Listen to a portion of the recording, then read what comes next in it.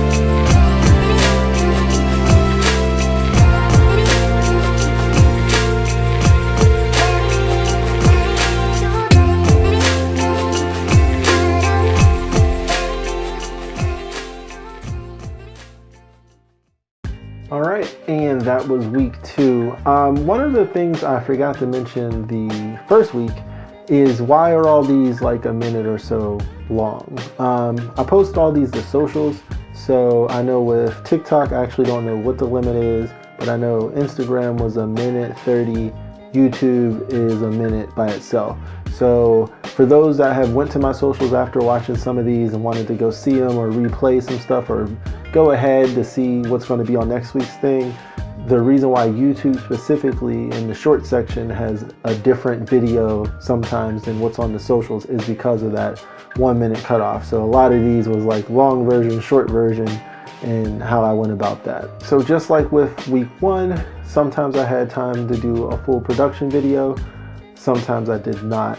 I realized that I get bored if I leave cameras in the same angles or you can't tell which was day 12 versus day 2 because, you know, there's only so much room and stuff I have time to do when I'm doing Beatober. So I do like the aspect of sometimes I'll actually try to narrate a story visually to go with the music that I performed that day. For like the last one, for those with a keen eye that noticed it, is I did like old footage. I think it was like house, people, car, boat, and then it went to like futuristic footage of house, people, car, boat, or ended with people. But you know, one of the videos I made it a point to be like, oh, slow down in life and stuff. your boy gets bored. Not bored, but sometimes if I feel like the music didn't give me enough of something, I'll then turn to the video and go, I'm going to edit something to convey a message. And sometimes I'm successful, sometimes I'm not. But out of all of these, I think the one I want to spend the most time talking about today would be day 9, which would be the first one of this one, because all of that was done in Maschine. And when it comes to live instrumentation and things like that in Maschine, it is not impossible, I always say, but it isn't easy. So let me pull up Maschine and show you how I went about that process. All right, so I did this one in Maschine for day 9. This one is pretty simple for the most part. It's just a couple of loops and a couple of live instruments. I'm going to try to get through this as fast as possible just because I have a lot of screen recording things going on between OBS and my camera, and also Maschine running a session. I had to turn off ozone for it to, my CPU is doing a lot, so I'm going to try to get through this as fast as possible. All right, so for this particular track, I actually started with arcade. One particular loop that I built everything off of, I believe was this one. All right. Got the key I wanted. And actually, this is a theme of a lot of some of my Beatober, is stuff on arcade or splice where there is 80% of something I really vibe with or a sound I really like, and then they do something weird in the last bar or measure and it ruins everything. So then I actually have to learn it on guitar and then try to get a good tone that matches the sample, so like people can't tell if it's, you know, there's no abrupt change between a sample and what I did live. But I digress. Sorry for my rant. All right, it revolved mostly around this. Once again, I apologize if there's any clicks or pops. Like I said, I have a lot of things my computer is doing right at this moment. All right, which is normal Maschine stuff. We're also in Maschine 3. This is my first time doing screen capture in Maschine 3. No idea how that's going to go. But if we look at scene 2, which is when everything comes in, the way I kind of have this here is arcade is really just by itself in group 1. I have live guitars, and I think for this, my live guitars were mostly guitar rig and stuff. I use guitar rig mostly for this one. So if we go out here, live guitars, live bass, drum stuff, and then the solo. All right, so obviously with Beatober, a lot of the videos themselves are me miming the playing of when I actually recorded it, because I mess up a lot and I would go through a crap ton of footage if I tried to do Beatober and the video all in one take. Oh, that just gave me a headache even thinking about, but I digress again. All right, so I doubled the guitars using that guitar rig preset here. As these things come in, and it's easier to cue these on Maschine. Why do I have it if I'm not going to use it? All right, and just a little about how I record things in Maschine. Okay, so there's 2 ways I really go about it. So this example that I'm using here is I set up pad 1, sound 1 for the live input of my guitar feed. All right, which if I'm doing mono, for my particular example, is 3R based on my interface that I have. All right, and then I have that going into guitar rig. And I use that, and then I scroll through some of the presets, or I make my own rig and find a sound I like. All right, so 1 or 2 things happen from that point. I'm rather going to just record a bunch of DI tracks and then put guitar rig in the group and take it off of the sound. That way, all the DI tracks that you see here all go back through one instance of guitar rig, which would be in the group setting. Or I set pad 1 as, you know, my input only with guitar rig, and then when I want to actually lay down ideas, I go into sampling the samplet. I'll set it to internal, and it will record from my guitar rig track, which is pad 1 or group B sound 1 in Maschine lingo. And then I do it from there. If you are going to do this, I cannot recommend enough getting a foot pedal for Maschine. When a foot pedal is hooked on Maschine, you can arm the record from your pedal, and you press, you know, your normal thing to loop, and then it'll start recording in here. So if I just set up another one, let's just say audio sound, we'll say loop, we'll say come from there. The pedal takes place of clicking this. Now, of course, you're like, well, I can click that with a mouse. It's not a big deal. When you're doing multiple takes of you recording and you have to sync it, how Maschine does it, like it has to wait for that 4 bar, the next bar, however you're doing it, having that pedal to arm and stop recording is such a game changer or a lifesaver or a time management hack, however you want to word it, because you don't have to keep coming back to your mouse. Both your hands can stay on your guitar. You know, you hit shift record on Maschine, step on the pedal, away you go. Can't recommend that enough. Now, where things had to get creative is when you want to do a take of a live instrument over multiple scenes. So think of it like if you're trying to record vocals into Maschine, or you want to do a guitar solo that's taking over multiple scenes. The way I go about that is if you are in your song view, all right, you want to make a clip, and that clip you want to drag out for however long you want that take to be. All right, so what I do is I set everything to record. I mark this as video version because when it comes to solos and things like that, that you are recording onto video or you syncing with video, you do kind of have to do that all at the same time. So I set up my cameras, sound stage and everything, and gain stage rather, to get everything sounding right. I press record on the pedal, so I give myself some pre-roll. My recording settings are set to sync, so it's going to start on a downbeat. Usually I have it go a measure before, and then there'll be a measure of space in my recording, and then I'll just take that out when it comes to the final version. With that all said, if you do it this way and you make it a clip instead of a pattern in a scene, the advantage is you have this that you can play with overwards. And, a lot of people say they don't record, you can't use Maschine as a DAW. And that's not technically true by any means, but it isn't easy. It is definitely capable. It is definitely possible. It is not easy by any means, okay? I still layer my chain the way I would anything else. And just like I did the first one, I found a tone, I have it set here, and then, away I went. And I did all my mixing here for my compression, my EQ, right on the thing, just like you would a DAW. All right, so nothing groundbreaking here. Just wanted to give some highlights on how I went about this in case you yourself also want to go ahead and record your guitar, your bass, your trumpet, your saxophone, your vocals into Maschine. I think this is probably one of the best ways to go about that process. All right, and that kind of sums it up. This was the Beatober week 2, going over day 9 and how to record things in Maschine. If you feel you have a better way to go about what I just did, please leave a comment below. I love learning new tips and tricks about Maschine so I can better improve my craft. All of my socials are the same as my channel, so Dreamslap Productions on TikTok, Instagram, and the like. You can see the finished Beatober content, maybe even make a comment of a particular video you would really like to see a tutorial on, and maybe I'll put that in the next week. As I said, this is week 2, so there are 2 more videos coming, and I'm looking forward to seeing you guys next time. So until then, keep creating, like, share, comment, and see you next week.